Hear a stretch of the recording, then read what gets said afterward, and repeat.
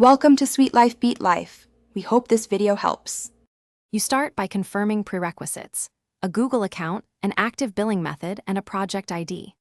Once done, open Google AI Studio and choose the target project. This is where your key will live. Make sure to enable the specific AI APIs you need, because API access is controlled per project. Without enabling them, an API key won't grant usable permissions.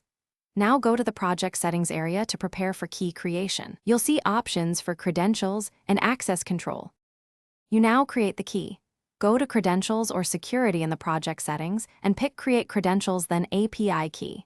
When the key appears, name it descriptively so you can identify its purpose later.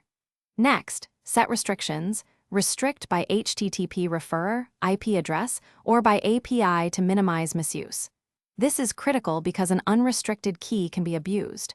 Once restrictions are applied, copy the key to a secure vault. Do not paste it into public code or client-side pages. Finish by testing the key with a minimal API call from a trusted server environment so credentials stay secret. Verify responses and quotas and make any necessary permission tweaks. If something breaks, first confirm billing is active and the API is enabled, then review key restrictions. Overly strict rules often block requests. If you suspect exposure, rotate or delete the key and replace it with a service account-based credential for safer production use. That reduces.